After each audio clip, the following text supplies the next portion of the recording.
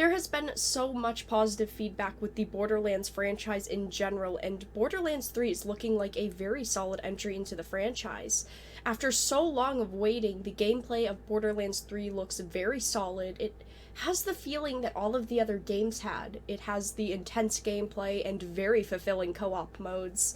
I actually played through all of the Borderlands games in co-op, and I've never actually played them solo all the way through, so I do plan on doing that before 3's launches and releases, but I am really excited about the new loot changes that they are making, where if you're level 10 and your friend is a level 1, you each get separate gear drops to help with your level and just help you with that co-op experience in general. I think that system is fantastic, and a lot of other games do that as well, and I think it's great to add to games. And overall, seeing changes to that and seeing the differences in the way that weapons work, I'm pretty excited overall.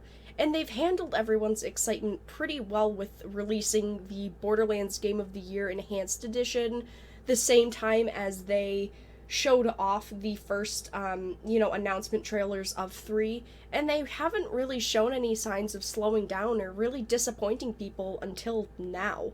Now the excitement of the game isn't totally down the drain, but whenever the word microtransaction is used and people find out that the CEO of a company or the developer of a company or anyone of the company is being disingenuous, that's when things start to go south.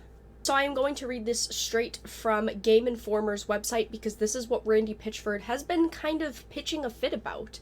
In the original article from Game Informer, it says, during a live stream dedicated to Borderlands 3 first ever gameplay reveal, Gearbox CEO Randy Pitchford took the stage and told the audience that the upcoming game won't have microtransactions. And to clarify, Pitchford is talking specifically about how you won't be able to buy weapons, gear, or anything that affects gameplay.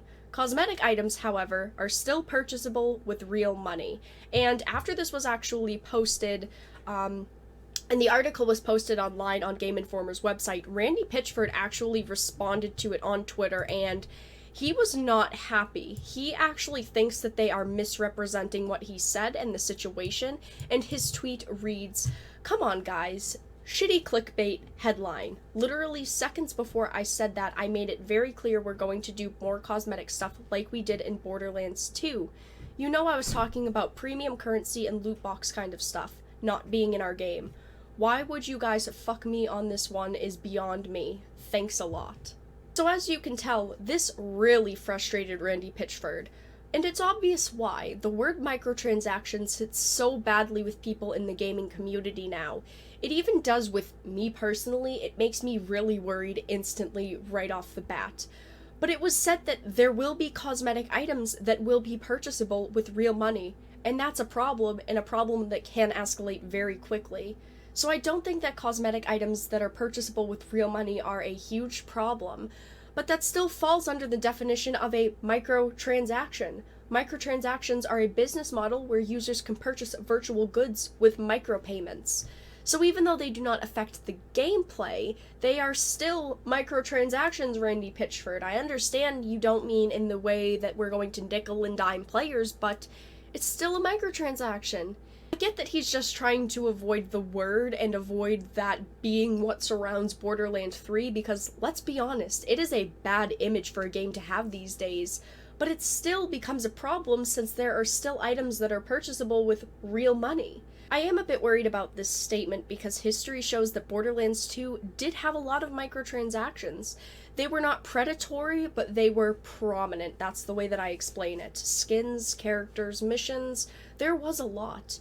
Even though they weren't very expensive, they were still there. I mean, let's just be honest. And I don't know for sure, but I think that this case could be one of Mortal Kombat 11. Now, what Mortal Kombat 11 did right is that none of the gear had stats, and you could not purchase gear that had stats with real money. That was definitely a plus on the case of Mortal Kombat 11. But what they did was they added in a lot of RNG when it came to what could be purchased. In the crypt, rewards are randomized. You could purchase in-game currency with real money to unlock a chest that had, of course, a random item, so you could feel the need to purchase more and more. It was just a way to kind of bait consumers in. So even though you could still earn the currency in-game, it's at such a slow rate, and it causes people to feel weighed down by the frustration of waiting to obtain the item that they want, so they just continue to purchase and purchase with real money, and then it racks up, and then they don't realize how much that they spent.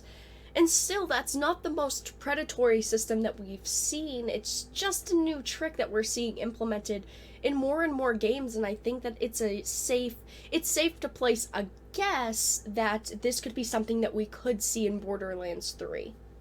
Also, to top it off, the $250 collector's edition for the game comes with 3 cosmetic packs, 1 weapon pack, the season pass, which includes a lot of different items, and some interesting physical items, which I actually think this bundle is really cool, but it also comes with experience and loot drop boost mods. They have not explained what they are, and we don't know much about these in regards to the game, but it's safe to assume that you could earn these in-game, but you also are probably going to be able to purchase them for a real money currency. We have no clue how these mods are going to work. We don't know if you're going to be able to purchase them later down the line, or if it is just something that you are going to be able to purchase in this collector's edition. We have no clue. They have not talked about it yet. I'm not saying that it's bad, I'm just saying we have no more information on it, so that is definitely something to watch out for. I'm not unsold on Borderlands 3. I have always been a fan of the franchise, and I am very excited to see what will happen since we have so long to wait until the release. But the way that things are being said are slightly worrying to me. I'm really worried that they're just going to, as they said that they aren't going to, nickel and dime players. I'm not sure that if this is a game that I will get on release. I'm very eager to see more about it when it comes to the game, since a lot of it seems pretty interesting, but you all will have to let me know. Have you been excited for Borderlands 3 to get announced for many years? Are you planning on buying it and playing it? Please let me know your thoughts in the comments down below. If you enjoyed this video, make sure to give it a like, and of course if you did not, make sure to give it a dislike. I appreciate your support either which way, but I hope that you enjoyed, and I will talk to you guys again really soon.